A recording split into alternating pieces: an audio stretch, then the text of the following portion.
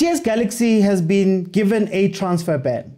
TS Galaxy owe Bernard Yao Kwasi around 1.8 million rand, and this case has been taken to FIFA, and FIFA has decided that they're going to be banned for 3 transfer windows. They join a long list of teams, a long list of South African teams that have been banned because of payment issues, either to players or to their former clubs for breaking contracts. There's a long list. I mean, just to think of a few, you had Royal AM that was banned for Nurkovic. You had Royal AM that was then banned immediately after for Nascimento. So this season they couldn't sign anybody. Now there's a Nascimento one on top. You have Chippa United with Abdi Banda, a Tanzanian. They also got banned by FIFA because of this. You have a bunch of different, you have Richards Bay. Right, Richards Bay were also banned for 3 transfer windows because of their non-payment of Ovela Ochieng. An Ivorian player who, funny enough, came from Marumo Gallants to Richards Bay in the same situation. So Gallants was also banned because of the same thing, which is very interesting. It's very interesting to me because it seems as though these teams, man, they struggle with this transfer stuff. They struggle with payments and all of that. But another interesting through line through all of this is the type of player that is actually winning these cases versus these clubs. So if you look at it, Nascimento, Nurkovic, Abdi Banda, Ovela Ochieng, Dex with Kaizer Chiefs. What is the common thread here? The common thread is that these guys are foreigners. These guys are foreigners with foreign representation most of the time.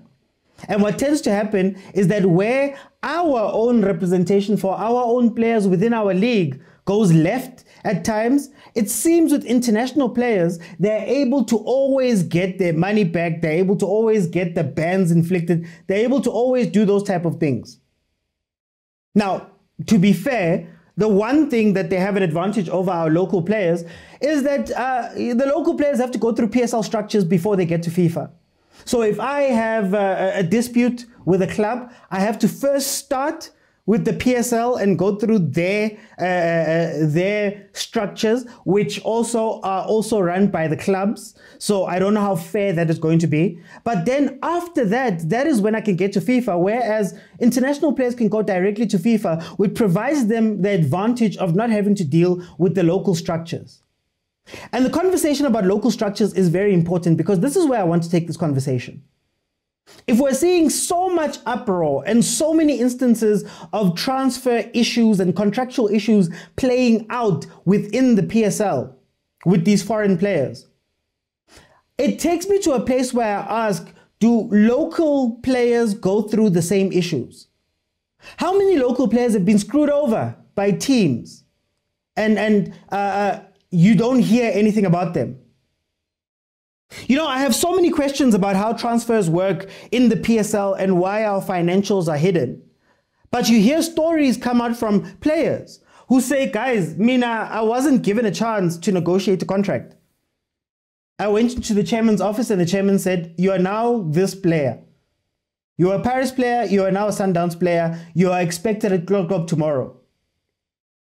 You're a development player who's called into an office and given a contract, and they say to you, you know, just sign. You sign. How many stories have we heard from the legends where they just came in and they signed? Okay, the last 3 pages, but sign lana. They gave me my petrol card, they gave me my bank account, they said I need to pick a car tomorrow. Jiggy, later on, you don't know what's happening with your finances. Later on, you've got all types of different payments that you have to account for because the team is not accounting for it. How many players, local players, have had issues, let's say maybe, with contracts where people are just being let go? Half of these contracts are literally because these players are, half of these issues, these problems that are causing the bans are simply because clubs are saying, my guy, we haven't played you, we're letting you go. And these guys are saying, Mara, the contract says something different. And when I talk about the systems and the mechanisms within the country that govern these things within our football, you also have to look at the agents, representatives, and the teams. The teams, I don't think, are always negotiating with the good of the player in mind. I think they have budgets, they have requirements, I think they have goals that they need to get to. So you're probably expecting agents to be the people that are going to step in and do right by these players and negotiate in good faith and get their players a good deal. But the agents don't want to risk their relationships. If I've got a relationship with a club because they've got one of my players and now I'm rocking the boat with that club, at what point will that club turn around and say, you know what, no thank you, but your 20 other clients, we don't even want to see them. You know, I listened to Royal AM's lawyer when he went on to Andile's show, and you could tell, good damn man, the sports side of these contracts, the sports contract side, doesn't make sense. He was trying to argue labor laws in the Nurkovic case, and Nurkovic's representative, when they called him, he was like, hey guys, I've tried to explain these things. We're going to take it to FIFA and we'll go from there. We'll hear what the outcome is going to be, and they won.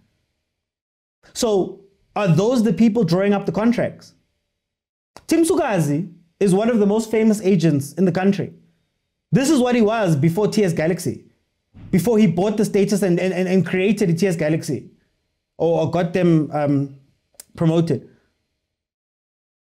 So if these things are happening with Tim's team, what's going on in the PSL?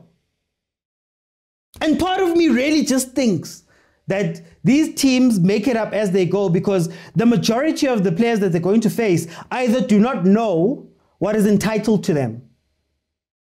They don't know what's in the contract. They don't understand what's happening. Cassius Malula gave an interview before leaving to go that side, where he said, I am just a soccer player.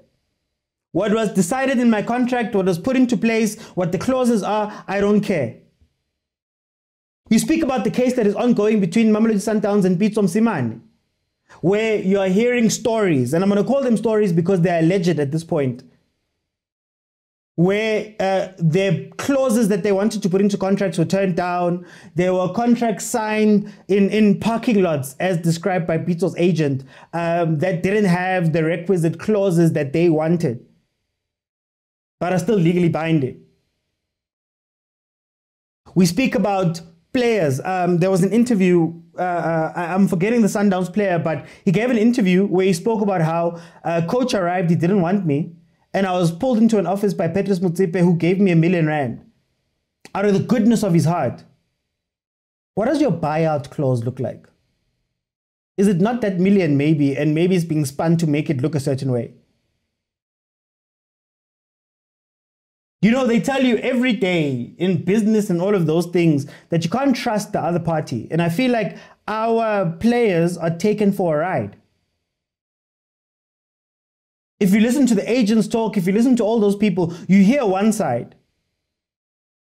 But when you look at the facts, these are all international players that are getting these transfer bans instituted on these teams.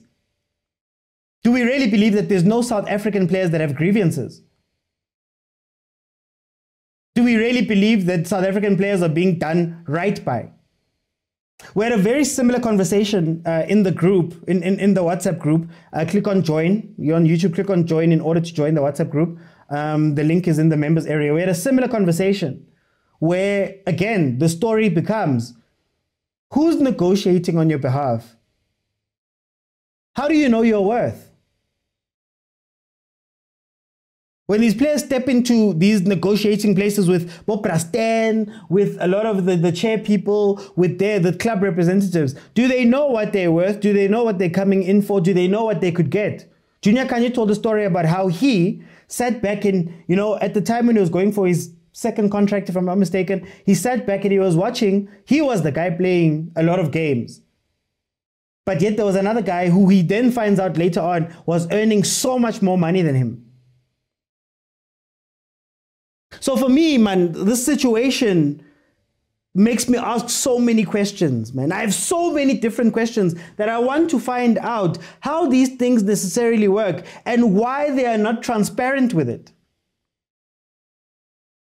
I don't remember, and you can correct me if I'm wrong in the comments, I don't remember a story coming out where they told us that no, player X was wanted by Mamelodi Sundowns and they turned down the first 3 offers because they wanted X amount of money. We don't get that in our league. We don't know what is good, what is bad.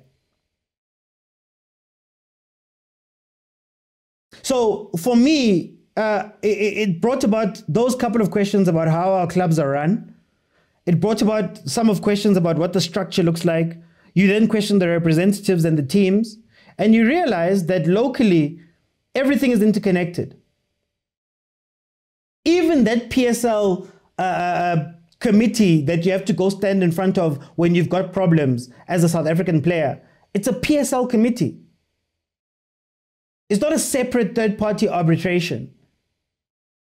Often you have to go fight it elsewhere you have to go to CAS in order to do those things because internally there isn't the same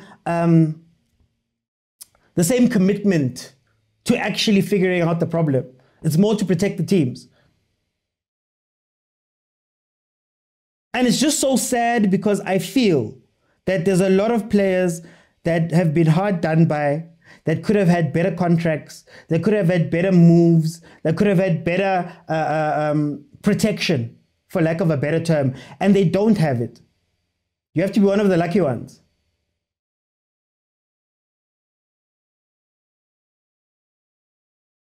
And to the PSL clubs, at what point, guys, do you learn?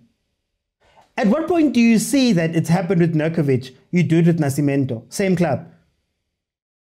It's happened with Marumo Gallants. Richards buys the guy and does the same exact thing. You saw the case. Gallants lost. Banned, they needed to pay some money. You guys go and do the same exact thing. You saw the Chiefs is getting banned. You saw the different teams, Abo Chipa getting banned. But yet we still find the same actions happening. Who are the people? To go back to an older conversation, who are the people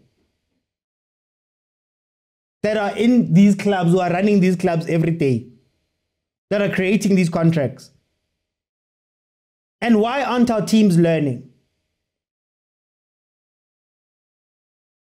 We saw what a transfer ban did to Kaizer Chiefs. You could argue that we saw what a transfer ban did to Royal AM this season after letting go of Abu Potan. They barely survived. They fought that survival. Are they learning?